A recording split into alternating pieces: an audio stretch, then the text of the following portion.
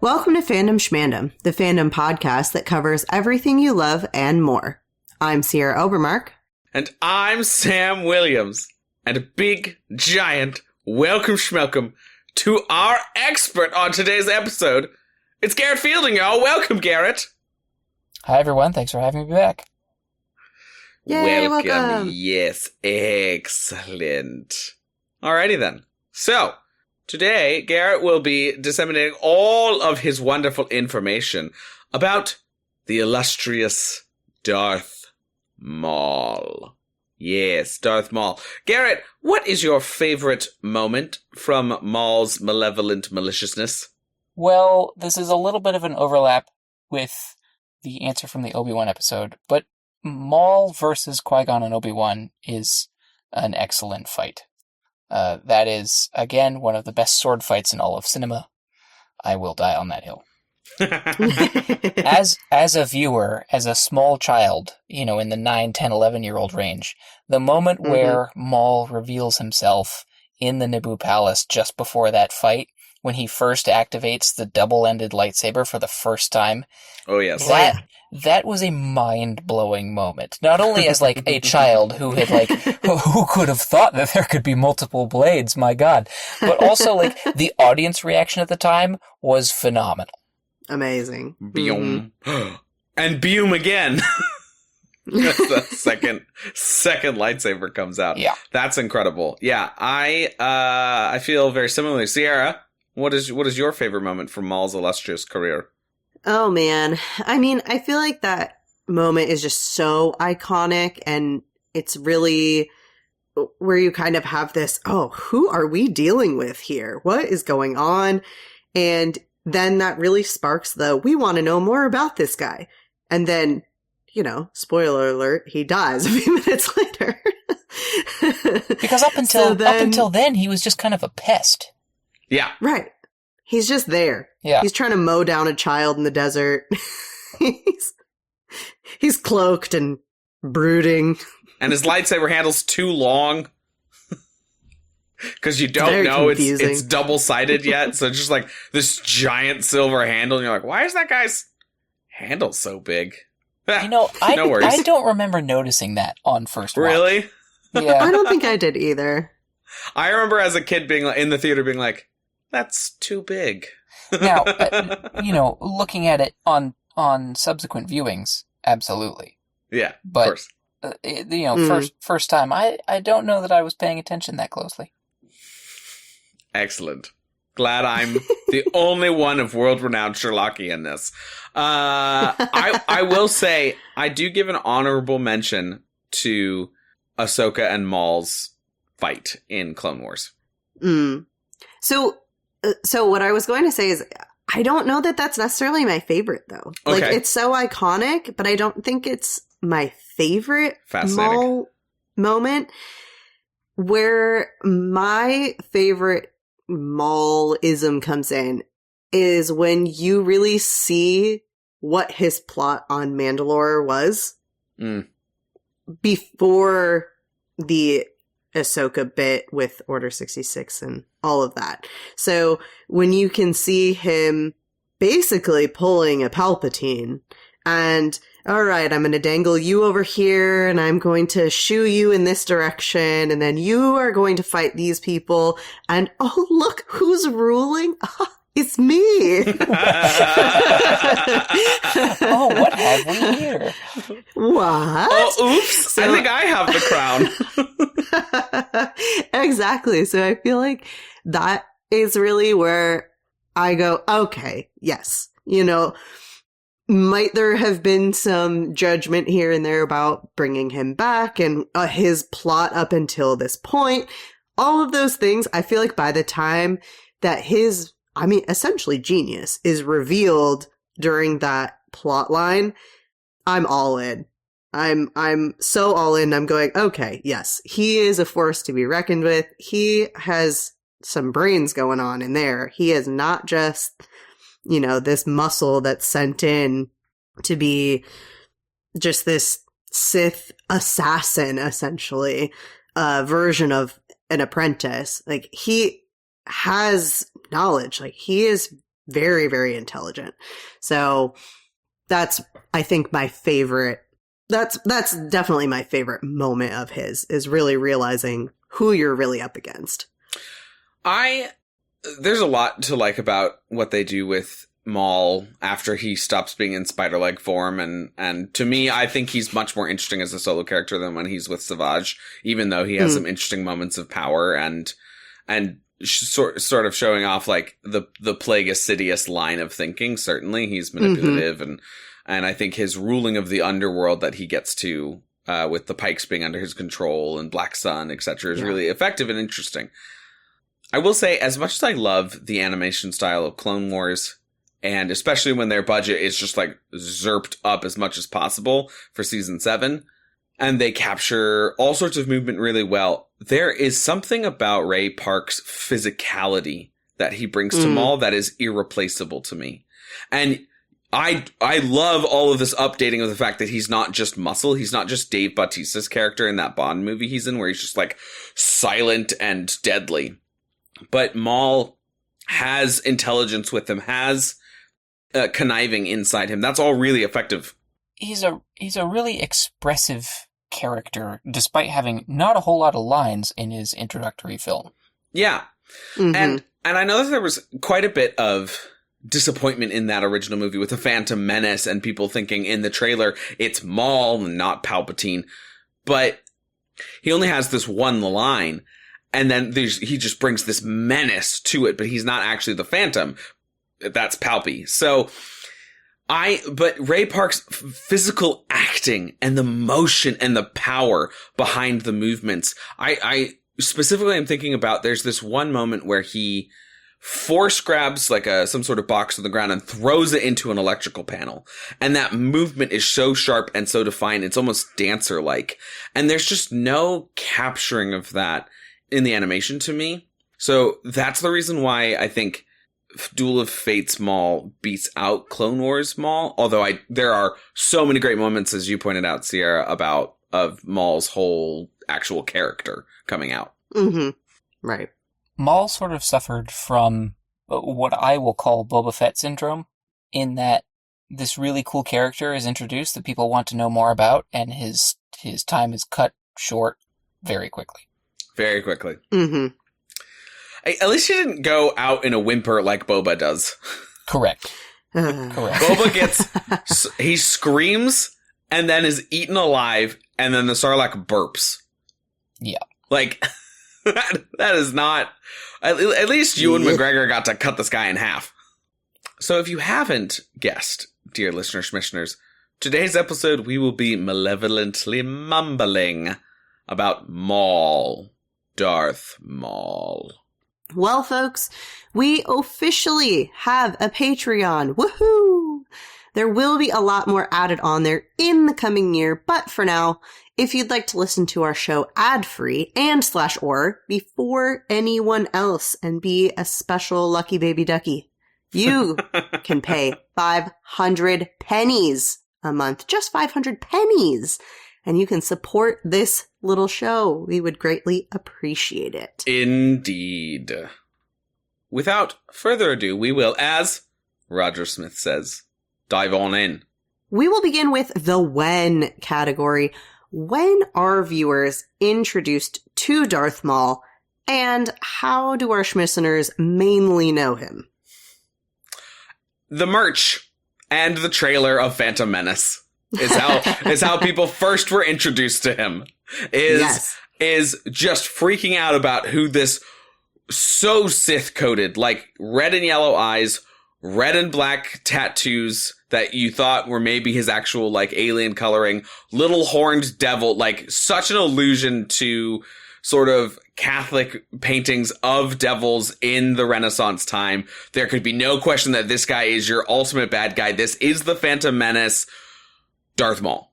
Then we actually got to know him in the movie, and while perception changed about him, he still was a pretty bad bottomed character, as I can say. Yeah, underutilized is what I'll go with. Yeah, certainly. So he's apprenticed to Darth Sidious. He's tracking Qui-Gon Jinn and Obi-Wan and more Senator or Queen Amidala at this time, trying to get her to sign a treaty to start all this war shenanigans so that Palpatine can take over and become Emperor.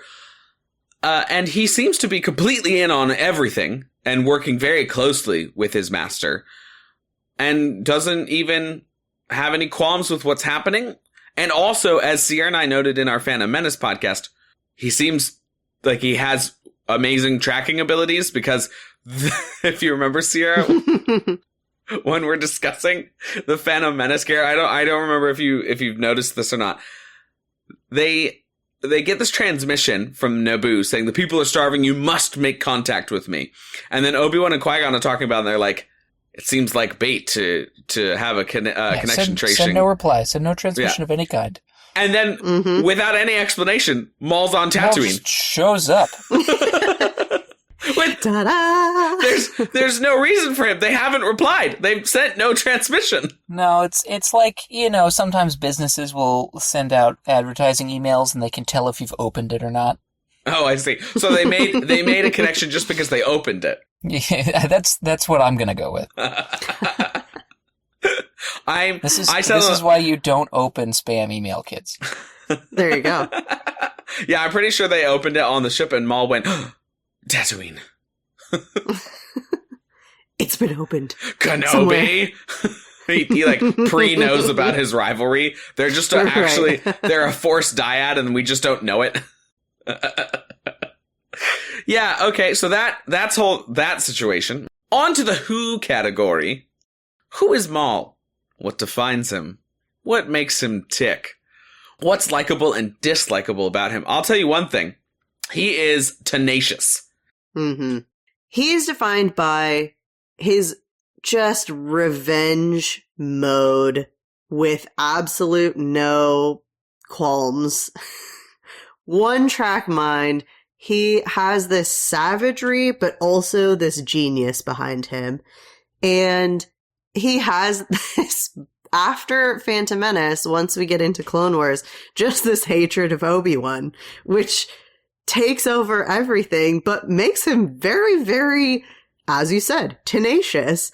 He is so driven to get back at Obi-Wan for essentially killing him that he will stop at nothing and creates these very, very, very elaborate plots in order to get Obi-Wan to come and deal with him so that he can get his revenge. And honestly, they pretty much work. except for season 7 where Ahsoka shows up and he goes, "Why are you here?" Who are you? And why are you here? And where the heck is Obi-Wan? Where on earth is my little Obi-Bobi? I would characterize it as Maul is driven by lots of feelings. Yeah, feelings. So many feelings. He has a lot of feelings. And now those feelings are like rage, grief, and like abandonment issues. But yeah, they are lots of feelings nonetheless.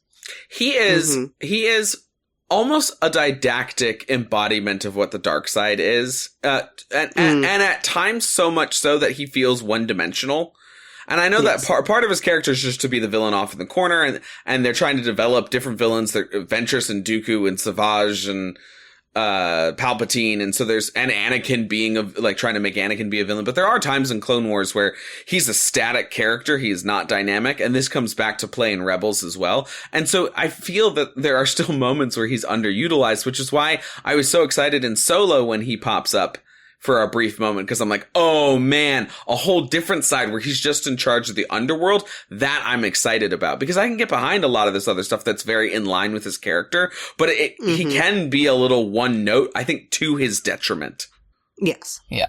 So who is this guy? Maul comes from a planet called Dathomir, and it's unclear as to exactly when he's picked up by Palpatine to be his apprentice, but he is his apprentice for a while. There's an awesome little comic series that's canon about pre-Phantom Menace that explains a little bit of what their relationship is like, and like Maul learning to trust and feel a sense of why there needs to be control and why there needs to be order. And that really follows his line through too, of whatever situation he is in, he's like, there needs to be more control and more order, and it's got to be done by me. So he is, as we mentioned, the apprentice to Darth Sidious. He is the brother of Savage Opress, who shows up in Clone Wars. He is a part of a matriarchal society, so he doesn't actually rule if he had been left to his own devices on the planet of Dathomir. And he is Obi-Wan Kenobi's biggest annoyance, while he is Obi-Wan Kenobi's, in his mind, biggest rival. He's obsessed with revenge over Kenobi, which Sam Witwer definitely shows off in his voice acting of the way that he shouts Kenobi. Kenobi! It's great. It's much better than what Garrett and I just did. And that's kind of what's going on. And what's cool here is he shows off a lot of this weird dark side force healing adjacent. So we know with Rey and Rise of Skywalker, force healing is a real thing. It's been canonized. You can take a little bit of your life essence and put it in somebody else's so that they're healed. Cool. Awesome. There's no problems with that whatsoever, and we'll definitely never talk about it. But there is this idea that was first in old EU with Vader, and how when Vader would get extremely angry and extremely passionate, that he would start to heal his body with the dark side. And then he would start to feel happy. And so everything would stop and go away. And we see that show up with Maul because he's also the guy that was cut in half. Like, if we're talking about who Maul is, what defines him, he was a man that was cut in half and survived. And the reason why we're given that he survives is that he's so full of rage and hatred for, say it with me now, Kenobi. That he survives this being split in half, cauterized. And, like, there is some stuff to be said about the fact that he's not going to bleed out. Right. All of this is, let's be clear, a retcon, right? Yeah. None of this was intended after episode 1 was released. Maul's survival was not intentional. The fan reaction to this potentially really cool character is what drives the necessity to, like, bring this character back, right? And we, whether or not you're into, like, the reasoning of why he survives canonically, doesn't really matter. The point is that this is a retcon that Lucasfilm at the time felt was necessary in order to, like, bring back a character to add to their repertoire. This is where I'm going to plant my flag and say Maul is an excellent character. What they do with Maul in the Clone Wars is fantastic. He's an excellent character. I don't like bringing people back from the dead. I did this for my first hot take, my second hot take for TikTok, which was, I absolutely love what they do with Maul, but I absolutely hate the fact that they brought him back. This is something that you and I talk about all the time, Garrett, which is that death has to matter very somewhere. Frequently. Death has to be important. And in my mind, this is one of the genesis moments of death has no meaning in Star Wars. I agree. Death has no meaning in Star Wars. At and times. If it were the only example, if it were the only one, maybe we wouldn't be having this discussion.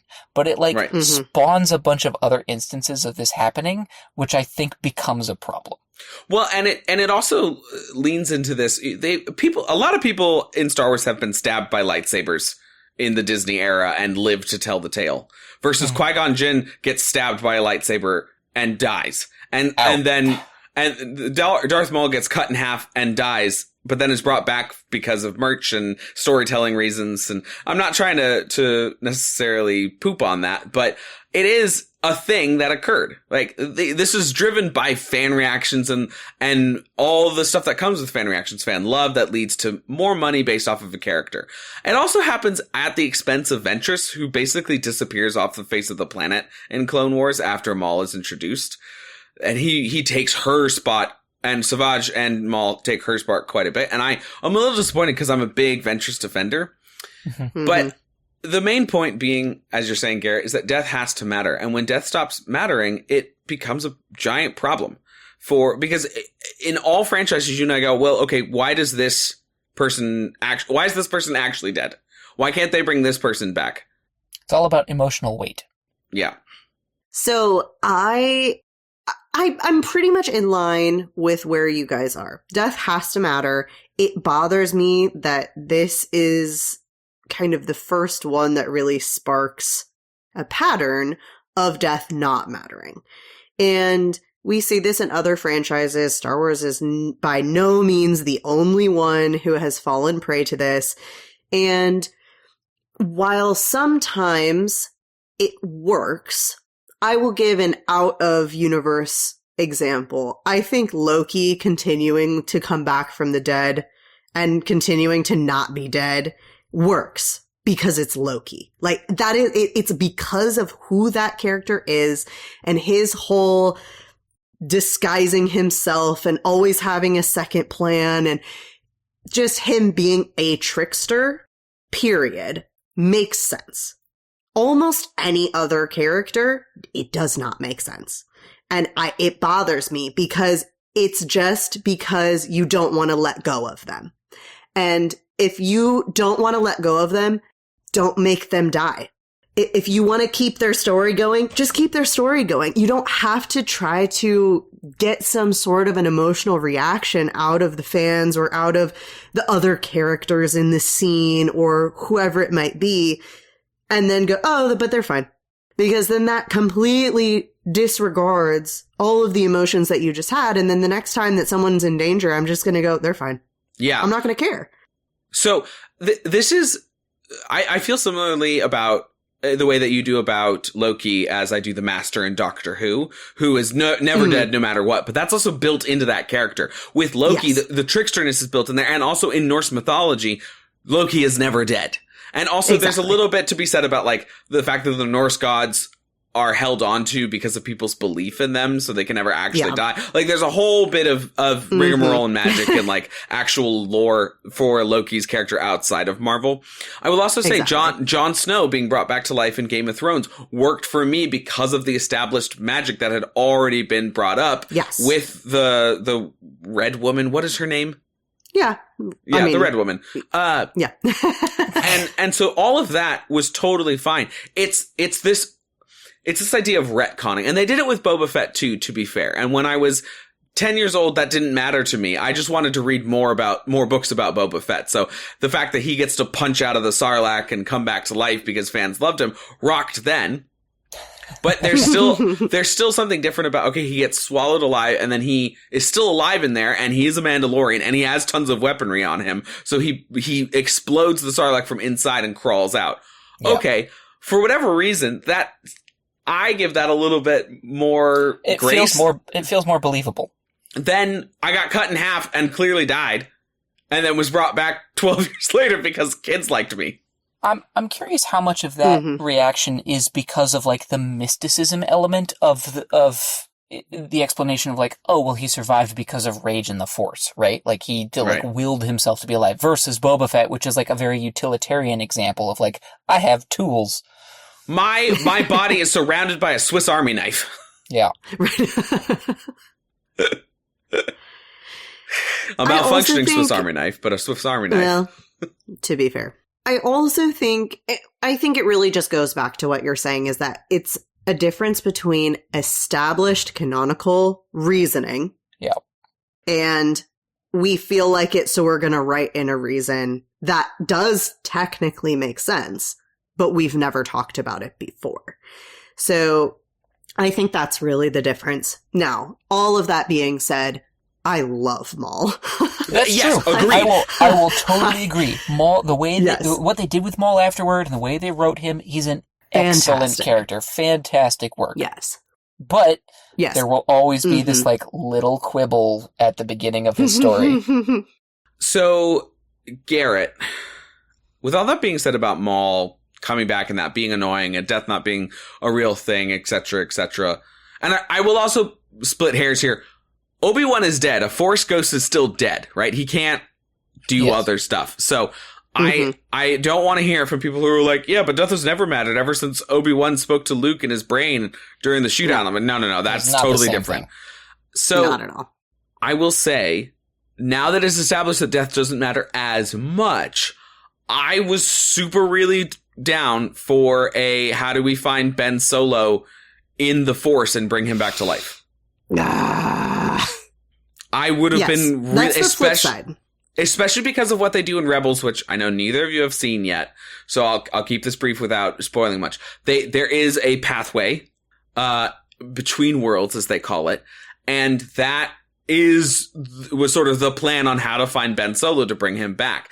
And there's the best thing that they did in the sequels, in my opinion, was the relationship between Kylo and Rey. And if they're going to do more Rey, I think you've got to have some element of Kylo there. And so I was like, heck yes, let's go get Ben Solo. And then they're like, well, no, the movie was shot down because Disney execs didn't know how Ben Solo was alive. I'm not going to lie.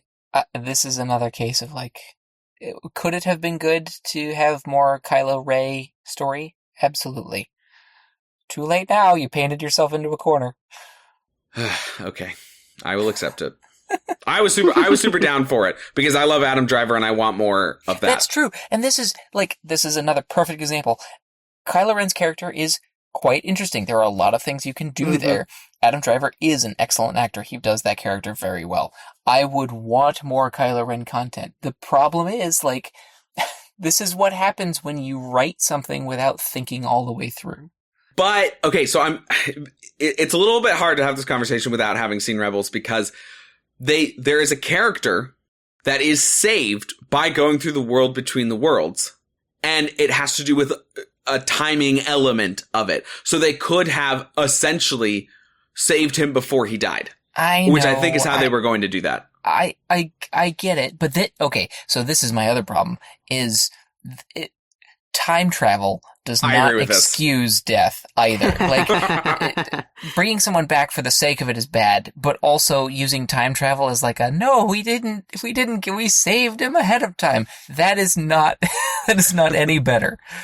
All right, I will cop to that. Unless the point of the thing is time travel. Yes. That is 100% my opinion on time travel. If the point of what it is time travel. Yeah. I accept time travel. Yeah. If you are using time travel as a tool within your existing story to do things or fix things that you went whoopsie on, no. Yeah. So Garrett and I we didn't see Endgame together, but we saw it on the same night. And I remember sitting down in the theater, and as soon as it became a time travel movie, I went, Garrett, he's with me. We both kind of hate this. And it's so funny because Prisoner of Azkaban is objectively my favorite, is what I think is the objective best Harry Potter book. And that is a time travel book. The entire point of that book is built around time travel. And then Rowling goes, which is why it works. Oh, shoot. And had to just get rid of it. Yeah. Now I have painted myself into a corner of using time travel. Yeah, the opposite corner. Which is why how it should have ended is so funny of Snape just turning it 8,730,000 times to go back and kill Voldemort when he's meeting with Dumbledore. Yeah. Anyways. Moving to the what category. What extra material exists about Maul outside of the prequel trilogy era? We will include Clone Wars in that section. And what does that material do to shape our understanding of who Maul is? Garrett, I don't remember much Maul stuff in the old EU.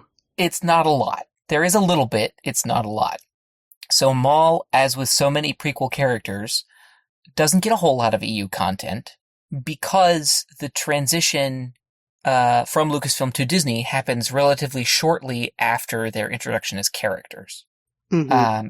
So there's not a whole lot. He does make appearances in the book Plagueis. He does make an appearance in Cloak of Deception. He does make an appearance in Darth Maul Saboteur, which is like a short story.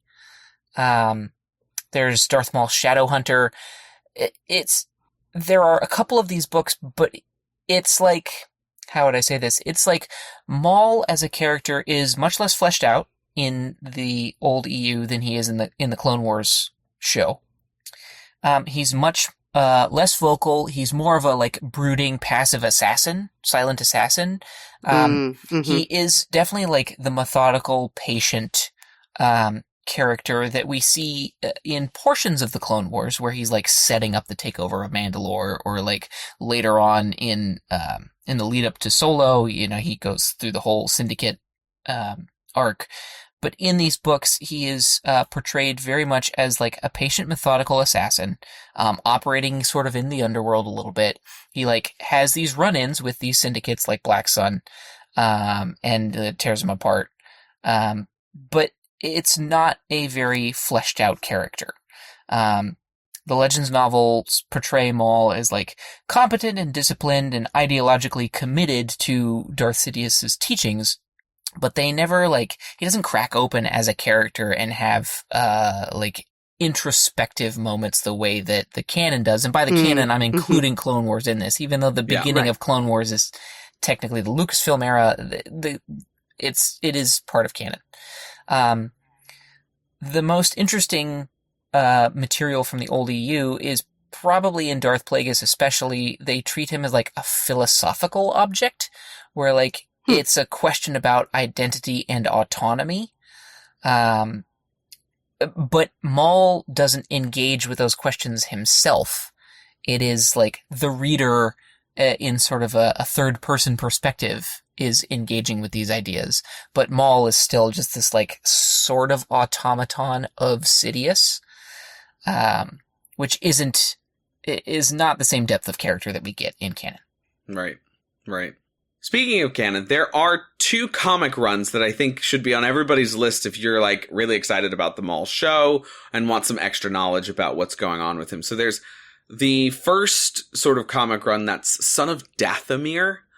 That is about what happens in between when Plagueis kills Savage Opress and captures Maul, and how Maul escapes and what he does by the time Ahsoka runs into him in Clone Wars Season 7. So it's an explanation of like, wait, you were just captured and now you're back on Mandalore? Like, what happened? So that run's really good. It happened in 2014. It's a solid run, and if you want to see more Mandalorian armors that are in that black and red Dathomirian sort of outlining, that is the artwork for you. And then there's a more recent run, which is Darth Maul Black, White, and Red, which is the prequel series that I was mentioning, where it's him sort of working with Darth Sidious. There's some really cool Sithy things that happen in there. So if you like the Sith world and want to know more about the dark side without becoming an evil person, that is the comic book run for you as well. Like I said, it is not the path to the dark side itself. It is not. It's just the knowledge of the dark side. So I suppose in this case, I'm the Star Wars version of Eve holding out an apple. It's a red and black apple with horns. It's really good, though. So, the how category. How does this extra material change our perspective of the character? How does it inform the way we consume the material we know him from now? I will say, first and foremost, there's all of this debate around whose idea it was to bring Maul back. Now, Filoni has been quoted saying that it was Lucas's idea. There's been reporting that it was Filoni's idea. I will say, I think the fact that the old EU doesn't really go into this, into Maul so much, shows to me that this is more a drive by the Clone Wars team than it is by Lucas himself initially. That's my speculation. Yeah, it is speculation, because we're never really gonna know unless there's a a big interview with the Clone Wars team. I will say, in terms of what does this extra content bring to the character, I would say that Legends Maul sets up the aesthetic of what Maul is supposed to be.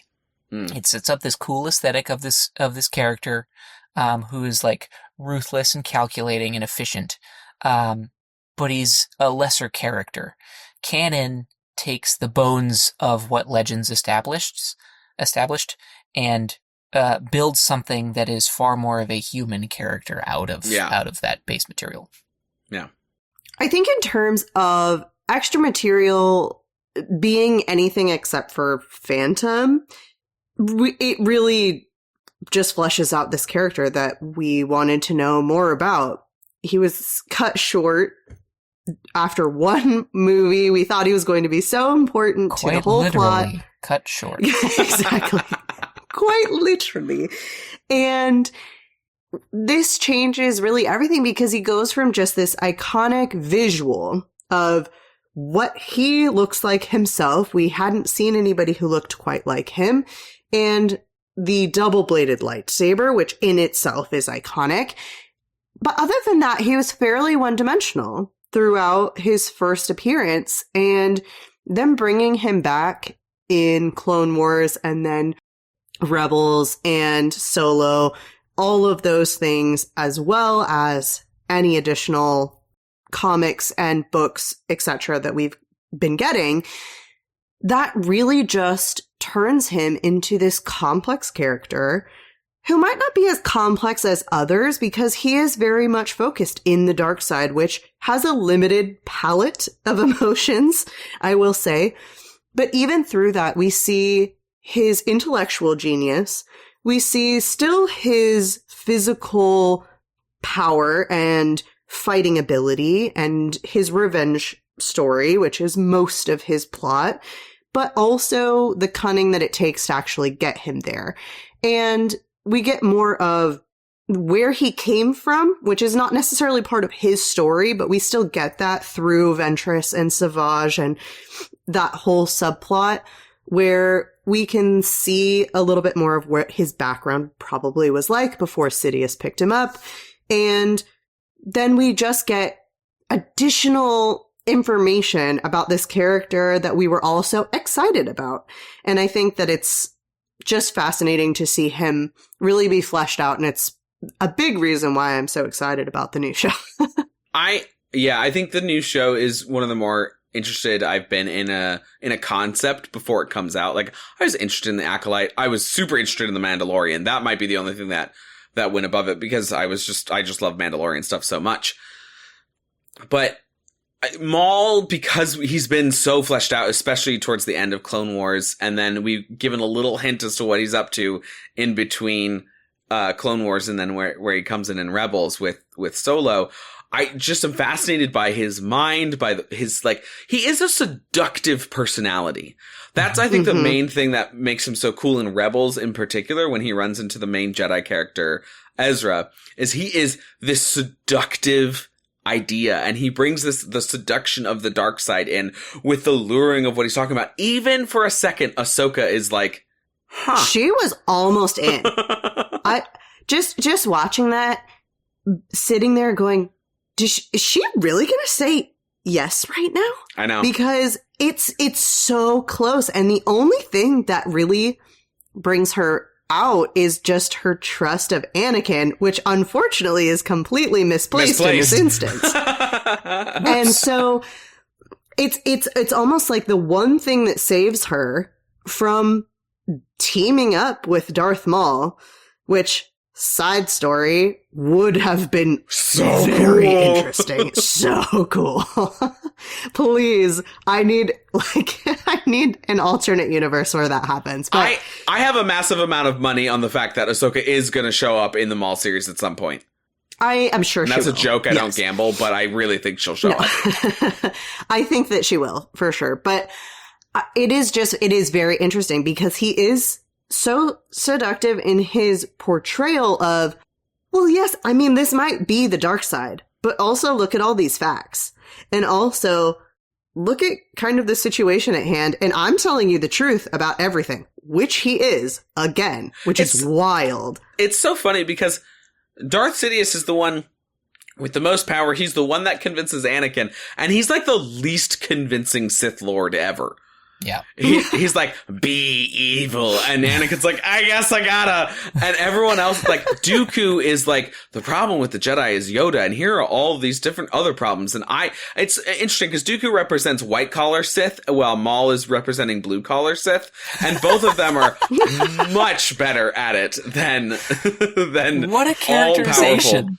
Is that not accurate? I mean, that is a very interesting take. Because Dooku, I can't argue with it. You can't, and I'll tell you why. Dooku is the richest person in the galaxy when he takes over, when he leaves the Jedi Order and goes back to his family. He becomes the richest person in the galaxy. That's why he has those exquisite pajamas that I will mention every time I can for Dooku. But he then has all of these, like, you know, I've been in governance and I know all of this. And he like acts like he's some sort of banker or lawyer, even like a crypto dude, right? He comes across as sort of all of those different versions of why I'm giving you these reasons as to why the Republic is bad. Versus Maul is like, do you hear the people sing? At the bottom here, and that's why he's so able to ingratiate himself with the people who are fighting against the type of order that Dooku wants. So they're two sides of the same coin. It really does feel like white collar, blue collar Sith. That's great. Love that take. The last thing I'll say about this is if we're counting just Phantom Menace as his like main thing, all of this is additive, and I don't think, with the exception of me, every time I think of Maul, I will also think of the Black Knight from Monty Python going, it's only a flesh wound. Like, that, the fact that I do have to think about that every time I think of Maul is a big downside, but everything else has been so additive. And the coolest bit of lore, I think, is that he was both the conqueror of Mandalore and also, per one of their traditions, was also the rightful rule of Mandalore because he holds the Darksaber. Yeah. I think that's super legit. That's super cool. It is very interesting. Here's my hot take. The Darksaber's not cool. You almost made me spit take. Almost spit. Garrett? You can shut up with that. All right. I'm going to put out an advertisement right now. We are looking for a new expert. Okay, no, but in all seriousness, not to say that a black lightsaber isn't a cool idea. Right, I'm sure. just saying the way that they did it as a flat blade is silly. Oh, you visually don't like the way it looks. Not its importance to Mandalorian culture, not what it does in the Mandalorian. No. Oh, okay. No. You never mind. We're taking that out of the classifieds. We don't need another expert. Yeah, I'm with you on it is a funky looking thing, especially I'm sure you're not going to a cool lightsaber. You are an actual science person. Tell me why this wouldn't work. Well, it's not that it wouldn't work. It's just that, like, you now have an edged weapon that you're fighting against what is essentially a baton in all of the other lightsabers. I've never heard lightsabers described. The lightsaber it's a light baton saber. It's actually not even a saber. It's a light stick. It's a baseball bat. I mean, it's a baseball bat. Anyone who has played The Force Unleashed knows that it's just a baseball bat. That is a great take. That is an excellent take. That's so funny. Yeah, it is a baseball bat. You're right. But yeah, a baseball bat that can slice instantly. I don't like the edged blade, and I also think the hilt is, I'm all for the understated hilt every now and again. I don't think the hilt is very cool either. Okay. That I will agree. I don't know that I like the hilt that much. I don't mind the outline at all, especially in the Mandalorian show live action. I think they do a more interesting job with the way that it sounds. Sure. And the power that they give the feeling to it physically. Yeah. It does not feel that heavy or burdensome when Maul's holding it and fighting with it. Yeah, it's just aesthetic problems I have with it. That's all. That's fine. Starting in with the Darksaber's not cool was a hot way to tell us that you didn't like the way it looked. Sorry, I don't know, it just didn't occur to me that there would be anything else connected with it. Okay.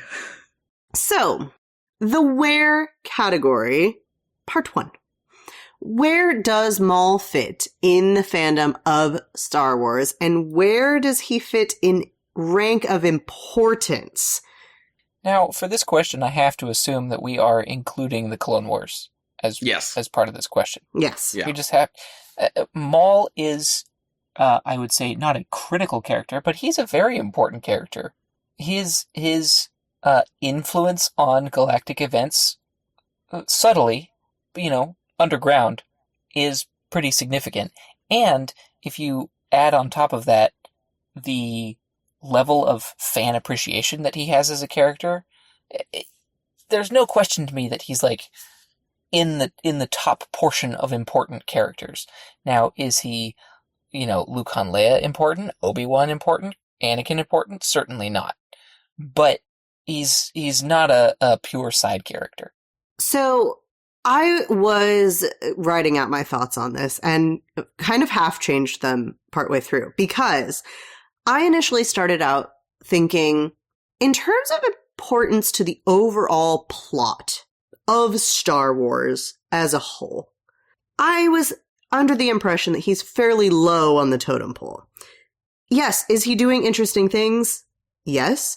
However, because Clone Wars doesn't directly impact the other kind of sets of trilogies that we see, there's not a whole lot of a through line of what he's doing.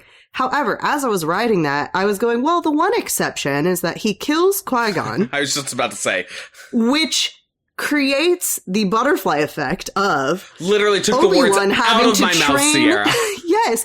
Well, Obi-Wan having to train Anakin, which one could argue, and I think we kind of have, that is a big reason why Anakin becomes Darth Vader, is because he is trained by someone who is not holding him accountable the way that Qui-Gon would have. Yeah, totally. And so by changing that dynamic, he actually impacts a great deal of the overall plot of Star Wars as a whole. We don't have Star Wars without Darth Maul. I mean, if we're talking about Star Wars as a whole, he creates a hole in Qui-Gon that creates the whole of Star Wars. Like, he is immensely impactful for that one moment.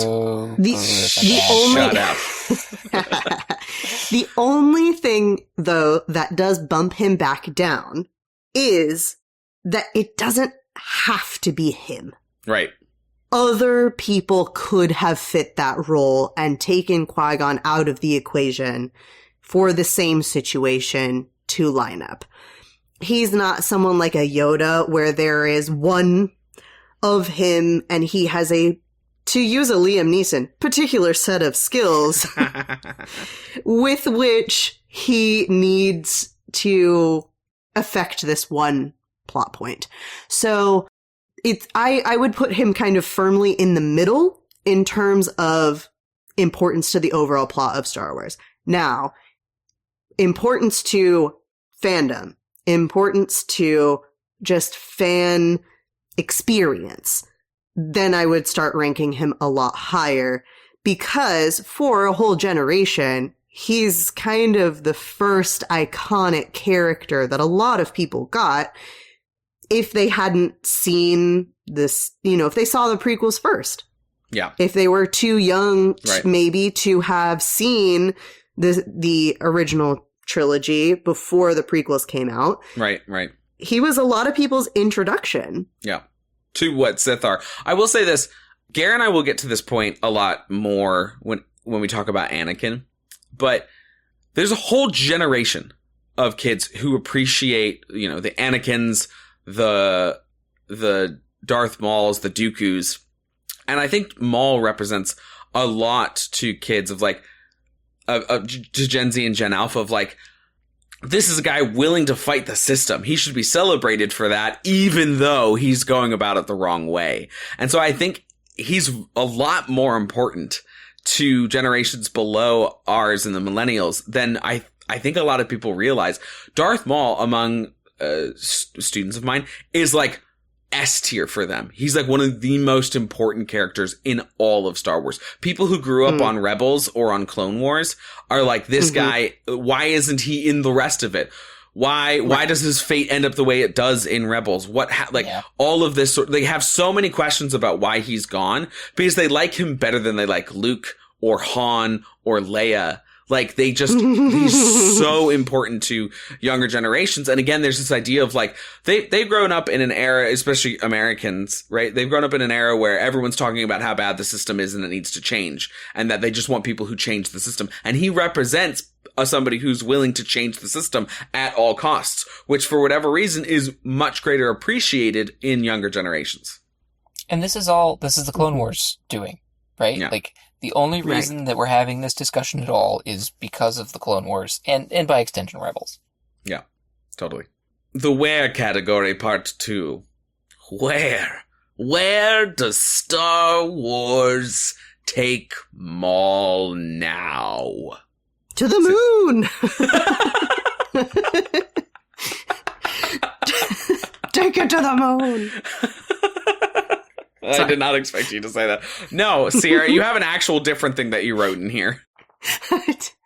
I did. And it's the real answer, which is Maul Shadow Lord. Yes, which came out today. Da, da, da, da. On the day that this is coming into your earballs for the first time. So hopefully you have a lot of Maul content to get through. Yeah, the Maul Shadow Lord, which is this awesome bit of in between Clone Wars and A New Hope, where we're learning a lot more about, as Sam Witwick says, we're learning about how Maul feels about Palpatine, how he feels about the Jedi, how he feels about the Republic falling, how he feels about the Empire being here. And as Garrett said, he's a passionate character. Everything that surrounds Maul is around his emotions. So the fact that we are having what is essentially an emotional dive into Maul, I could not be more excited for. Very excited. I am completely stoked for everything that we're going to get. Obviously, at the time of recording, we have not yet seen it. The only things that we know is the hints and the interviews that we've been getting and the little teasers and all of that. And every piece of content that comes out just makes me more and more excited, especially with learning how he is surviving in this post-Republic, now Empire world. Because at the end of Clone Wars, he says he's got a plan. Yeah. He has a plan because he knows what's happening. He knows what's coming. He has set himself up to, as I wrote down, because Maul knows what is coming. He knows Palpatine's plan. He has been informed of everything that this is all leading up to. And he says, I survived and I can thrive in the chaos that is to come. But we are getting hints from Sam Witwer that perhaps this chaos is not exactly what he was expecting. It's a little bit maybe more than he bargained for, or perhaps he didn't get to fully enact this plan to set himself up for success ahead of time. Maybe Ahsoka is the cause of the issues that he's having now because she showed up instead of Obi-Wan. We're not entirely sure where this is starting out, but it's going to be very interesting to dive in to this character now, knowing his plotting and knowing all of the ingenuity that he can already put forth in such a short amount of time, and to really see what he's made out of this situation. So it's going to be very interesting. So in addition to the Maul Shadow Lord stuff, there's this rumor of this live action underworld TV show that Lucas pitched, and it didn't come to fruition back in the aughts. It was supposed to be this more adult, more dramatic, more gritty thing. And now apparently that is back in the works to a couple of different sources. So usually when you get 2 or 3 sources reporting on the same thing, it's fair to say that that's at least been talked about. It may not still happen, but hopefully it's actually in production. And I will say, if that's the case, I hope first and foremost that we're getting a lot of Kira Maul content. So I would love for Emilia Clarke to be the head of this, or one of the heads of this, and that sort of a physical combination of Sam Witwer and Ray Park to create a dynamic duo with Emilia Clarke. I think that show which now exists in my headcanon, would be fascinating. That would be fantastic. Yeah. I would love kind of any of that underworld content because we've gotten so many little bits and teasers about it throughout just Star Wars in general that really diving into what that all means and how that all functions in a world with and without Jedi would be fascinating. Yeah, seriously. I'm all for fleshing out the universe. Yeah. Mm-hmm. Garrett's the biggest proponent. Garrett's the biggest proponent of, like, don't touch main characters, do side characters and old or super futuristic stories only. Yeah, I don't want to have any more Luke stories. To go 1,000 years forward or 1,000 years backward. Mm-hmm. Don't go anywhere near where we've been. Just move on, move away. So there's so much other things you could do. Now I know this isn't necessarily Maul, but end of Rogue One, were you okay with the Vader scene and juxtaposition that with end of Mando season 2? Were you okay with the Luke scene? Yeah, they were both great. Okay, so it's okay to do that, but just not main stories. Yeah. I'm not saying that you can't have the characters involved at all, but, like, there seems to be this desire of, like, we have to stick to the Skywalker saga. Like, no. Yeah. No. The Skywalker saga, we've been there, we've done that. It's a nice little package. Let's just leave it where it is. It's let's also go have other people's stories. It's also kind of over. There's no bloodline of Skywalker left. Well, I mean, that's true, but as the sequel trilogy was coming out, there was a part of me that was like, how about we leave it alone and go do something else? Mm-hmm. Yeah. Oh man, if we ever get to do sequel era on this podcast, I'm not sure your friends will survive. Awesome. Well, we're all looking forward to Maul. Hopefully, we're not cutting this out for social medias and then me giving a disappointed face and being like, it sucked! Gosh, I hope. I don't think it will. I don't think it will either, but who knows? I don't think there's the writers have a been way. Great, and they love this character, and it just feels like it feels like it's really ready for gloriousness because of that. Yes. So Today's public service announcement is a message from the Galactic Senate Bureau of Public Safety. Citizens of the Republic, every year, thousands of beings are injured or killed in preventable lightsaber-related incidents. Not by Jedi, not by Sith, but by you. A lightsaber is not a tool. It is not a walking stick. It is not something to show your friends at a party on Coruscant. It is a weapon that can cut through blast doors, repulsor tanks, and the hull of a Venator-class Star Destroyer. If you find a lightsaber, do not activate it. Do not hand it to a child. Do not attempt to just see what it feels like. 17 beings on Nar Shaddaa last cycle lost fingers in this way. One considerably lost more. The Force is not required to activate a lightsaber. Common sense, however, is. If you discover an unattended lightsaber, contact your local Jedi chapter, Republic Garrison, or law enforcement immediately. This message is brought to you by the Galactic Senate Bureau of Public Safety, the Coruscant Emergency Medical Corps, and the families of those who just wanted to try it.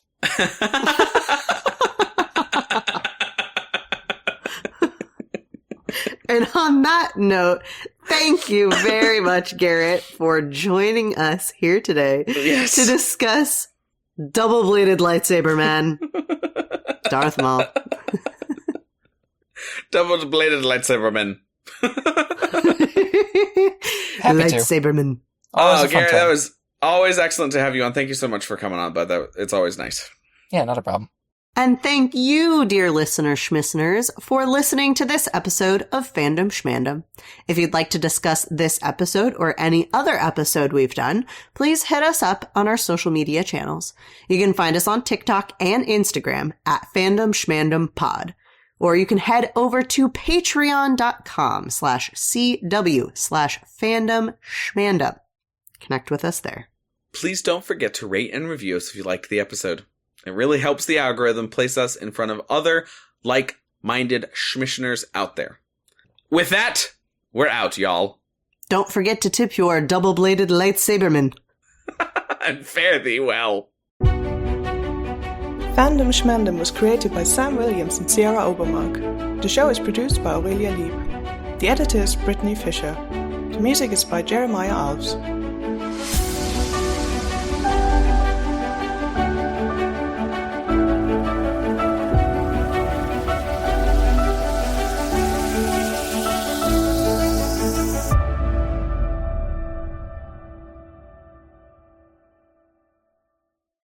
No, it's Ray Park. Yeah.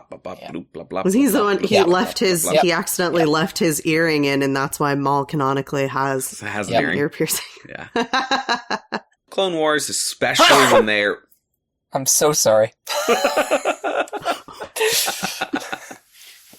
That was so aggressive. I'm so sorry. Snuck up on me. Anyways, I feel like because of the camera angle, I feel like I've been sneezed on, so I'm like trying to wipe my face, but we're like 600 miles apart, so never mind. Yes. Hold on. Okay, I'm making sure I'm caught up. It lagged for a second, so I just got to the answers. Okay, that's why I wasn't responding. There was that's fine. there was a moment. There was a moment indeed. Very well said, Sierra. We all liked it. We just didn't hear it until 3 seconds after you said it. So I know that could feel like harrowing with an audience, even as small as this one, where you say something and then it's just... Well, I thought something was wrong because you were like intently staring, and I was like, Yeah. did everything crash? Well, because it made this like noise in my headphones. So I was like, oh man, is Sierra okay? Or did St. Louis just get set on fire? Da-na-na, da-na-na, it is useless to resist. Come with me, my son, we will rule the world. Search your feelings, it is true. So you have found a twin sister that... Garrett's just like, I am ignoring Sam as much as possible. Export audio.